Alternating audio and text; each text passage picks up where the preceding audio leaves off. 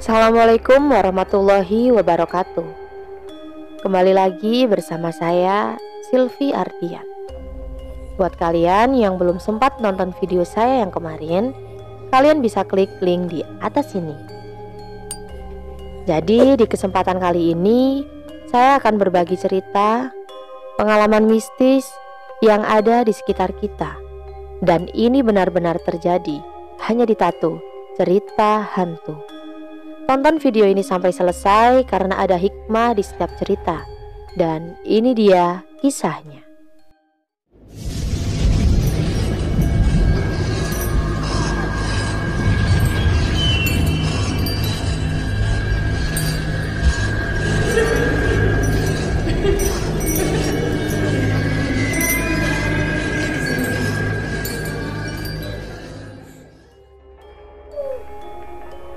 Jadi, saya akan menceritakan pengalaman yang teman saya alami.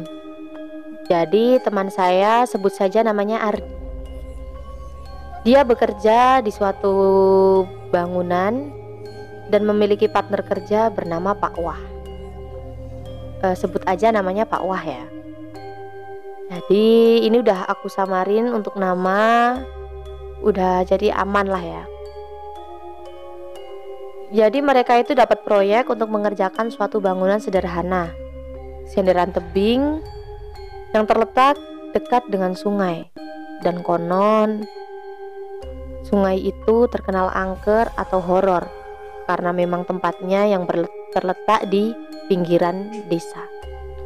Jadi suatu hari ketika Ardi dan Pak Wah duduk beristirahat di tengah-tengah pekerjaan mereka, Ardi melihat seekor burung gagak yang hinggap di ranting pohon dekat dengan sungai tempat mereka bekerja. Jadi di sini Pak Wah ini adalah seorang yang bisa dibilang orang pintar ya, atau orang yang memiliki kelebihan dalam hal gaib karena beliau sering didatangi oleh orang-orang yang memiliki masalah dalam hal gaib atau memiliki ya semacam gangguan atau apalah tentang hal-hal gaib ya. Jadi setelah melihat burung gagak yang hinggap di ranting tersebut, Ardi membuka obrolan dengan Pak Wah. Pak, apa benar kalau kita bisa menjual sate burung gagak? Kemudian Pak Wah jawab, iya benar, saya sendiri pernah mencobanya. Terus, jualnya di mana Pak? Sama siapa kita menjualnya?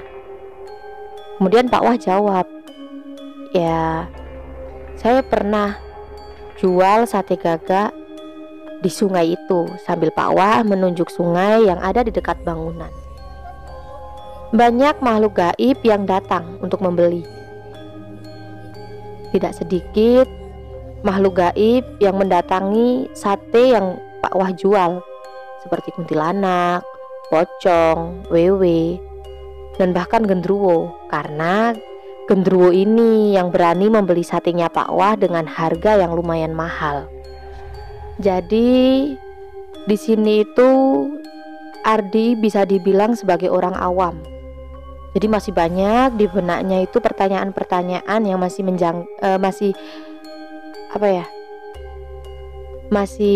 ada di pikiran Ardi ya untuk ditanyakan ke Pak Wah. Dia tanya, Pak, emangnya kita cuma bisa jual sate gagak ya kalau di alam gaib itu? Jadi Pak Wah jawab, ya enggak sih, soalnya kan sebenarnya sate gagak itu gagaknya aja susah untuk ngedapetinnya. Ya kadang saya jualan bakso juga. Ardi heran, loh bakso Pak, emangnya bisa? Terus itu bakso aja atau masih ada tambahan-tambahan lain? Kemudian Pak Wah jawab, ya bakso biasa, bakso yang sering kita jumpai itu bisa kita beli terus nantinya kita jual lagi. Kalau enggak ya kita buat sendiri, tapi kan ribet ya kalau buat sendiri. Jadi mendingan beli terus kita jual lagi di alam gaib. Ardi masih tanya lagi karena dia emang kepo ya sama hal-hal yang kayak gitu. Jualan, pembelinya jin. Jadi Ardi tanya lagi, terus Pak, itu sistem jual belinya gimana? Apa keliling kayak tukang bakso pada umumnya atau gimana Pak? Pak Wah jawab, ya nggak keliling gitu, tapi saya stay atau ya bahasanya apa ya, mangkal ya di suatu tempat yang diyakini itu tempatnya rame dengan mereka ya. Mereka itu ya, jin dan hantu-hantu itu yang tempatnya rame. Dan itu paling saya cuma bawa 1 porsi. Nah di sini Ardi kaget. Loh Pak, kalau cuma seporsi kan paling harganya cuma 10.000. Ya umumnya kan memang orang-orang jualnya segitu ya. Pak Wah pun jawab, ya kalau di alam jin sih beda. Saya paling murah itu jual antara 200 sampai 500 ribu lah. Terus Ardi masih kepo nih, dia tanya lagi, loh Pak, kok bisa Bapak pasang tarif atau harga yang beda-beda? Terus uangnya itu dari mana Pak? Uangnya itu bentuk memang uang atau apa? Pak Wah pun jawab, jadi gini, setan itu juga punya uang yang sama kayak uang kita, ya nggak tahu ya dapatnya dari mana. Dan setiap setan pun juga punya uangnya beda-beda. Maksudnya beda-beda gini, pocong A sama pocong B. Jadi tiap setan pun juga mereka punya uangnya masing-masing, jumlahnya nggak sama. Misalnya pocong A punya 150, yang B punya 200. Itu kalau misalnya mereka nyamperin Pak Wah dan harganya nggak cocok, kebetulan Pak Wah misalnya masang harga 200.000, tapi ternyata yang beli uangnya kurang, itu kalau nggak jadi juga nggak apa-apa. Jadi memang sistemnya kayak jual beli layaknya manusia biasa. Terus Ardi masih tanya, terus Pak nanti itu uang berubah jadi daun atau malah hilang? Pak Wah jawab lagi, ya kan tadi saya udah bilang, tiap makhluk uangnya beda-beda. Ya berarti itu uang asli yang entah dari mana saya nggak tahu dapatnya. Terus kalau kamu mau tahu itu penjual bakso atau nasi goreng keliling yang sering kita tahu, banyak kisah yang menceritakan kalau itu ada pembeli yang udah pesen, uangnya tiba-tiba hilang atau berubah jadi daun. Yaitu sebenarnya tipu daya dari makhluk gaib tersebut. Karena memang kan dia jualan biasa ya, nggak seperti saya atau Pak Wah itu yang jualan dengan berniat memang jualan di alam gaib. Jadi kan ada semacam doanya tersendiri ya. Udah gitu ketemunya sama makhluk-makhluk yang ya nggak tahu lah wujudnya kayak apa. Jadi kan memang udah ada niatan untuk berjualan. Jadi nggak akan terjadi yang namanya uangnya hilang atau berubah menjadi daun. Jadi gini, kalau saya waktu jualan itu pasang harga misal katakanlah 500.000. Sistemnya sama kayak manusia biasa, ada tawar menawar. Kalau nggak jadi juga nggak apa-apa. Saya pasang harga 500.000, ternyata nggak cocok harganya sama makhluk yang datang menghampiri saya. Itu kalau misalnya saya nggak kasih, mereka juga nggak marah, nggak yang jadi gimana-gimana, karena memang ini sistemnya jual beli seperti layaknya orang jual beli biasa. Ya cuma yang menjadi tantangan, berani atau enggaknya menghadapi makhluk yang datang untuk beli. Nggak kerasa obrolan mereka itu ya udah cukup lama ya, menghabiskan waktu istirahat mereka saat tengah melakukan pekerjaan. Kemudian sembari bangun dari tempat duduknya, Pak Wah berkata kepada Ardi, besok malam Jumat Kliwon saya mau jualan, kamu mau ikut nggak? Saya mau jualan di lapangan desa tetangga. Mendengar ucapan Pak Wah, yang mana desa tetangga itu terkenal dengan mistis atau keangkerannya, karena memang itu terletak di pojok desa ya, jauh dari rumah-rumah. Spontan Ardi jawab, wah enggak Pak, mental saya belum seberani Bapak. Sambil senyum-senyum dan cengengesan, Ardi menjawab pertanyaan dari Pak Wah. Keesokan harinya, tepat di hari Jumat, Ardi sama Pak Wah kerjalah seperti biasanya. Ketika jam istirahat tiba, mereka duduk-duduk sambil berbincang. Ardi membuka obrolan. Gimana Pak? Semalam jadi? Jadilah, untung kamu gak ikut. Loh emangnya kenapa Pak? Gimana ceritanya? Jadi Ardi mulai penasaran lagi sama apa yang dilakukan oleh Pak Wah. Jadi Pak Wah cerita nih, ya untung kamu gak ikut. Jadi semalam itu ya seperti biasa, beberapa hantu datang, pocong lah, kuntilanak, wewe, dan kawan-kawan lah, pokoknya mereka datang. Tapi kebetulan gak ada harga yang cocok. Jadi Pak Wah menawarkan harga 500, tapi ya gimana, mungkin ya pemasukan para jin-jin itu juga kurang ya.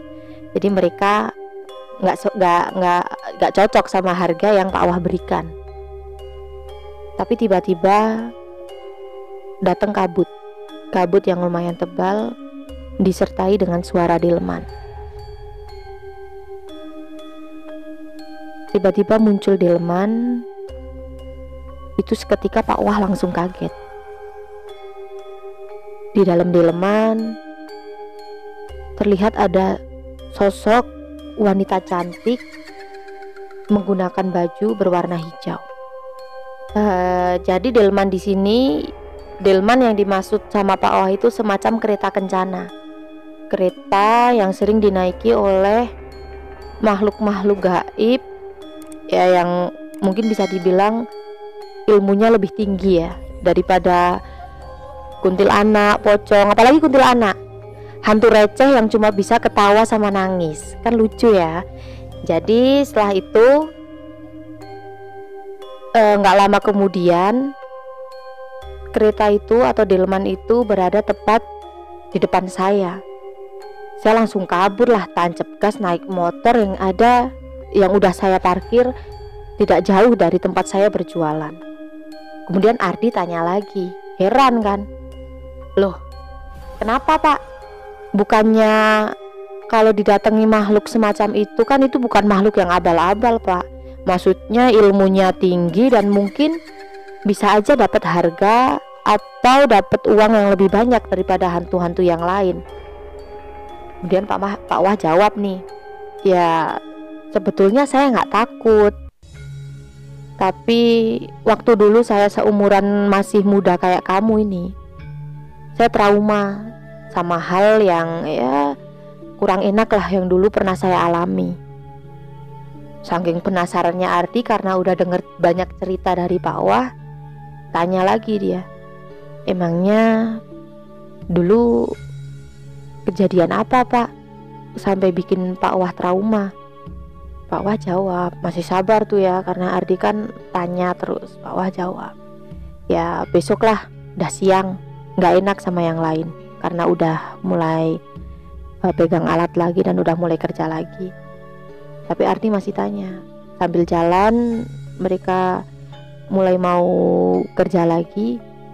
Terus bakso yang semalam buat jualan gimana Pak? Kan gak jadi laku. Kemudian Pak Wah jawab, ya gimana, ya mubazir lah, karena emang gak kejual dan Pak Wah udah keburu trauma sama sosok tersebut yang dulu pernah dia jumpai. Jadi dalam benak Ardi masih timbul rasa penasaran ya, trauma apa. Nah buat kalian yang penasaran sama trauma apa yang pernah dialami oleh Pak Wah, sampai Ardi aja juga keheranan, bahkan masih penasaran dengan trauma yang dialami oleh Pak Wah. Jangan sampai ketinggalan untuk kelanjutan part 2-nya, karena kita akan menguak atau kita akan melihat apa trauma yang Pak Wah alami semasa dia masih muda. Terima kasih buat yang sudah menonton video ini dari awal sampai akhir. Buat yang punya kisah-kisah horor bisa kalian kirim ke email kita di tatuceritahantu@gmail.com yang insya Allah akan kita ceritakan di sini. Jangan lupa like, komen, share, dan subscribe, dan nyalakan tombol notifikasinya supaya kalian gak ketinggalan tatu-tatu selanjutnya. Wassalamualaikum warahmatullahi wabarakatuh.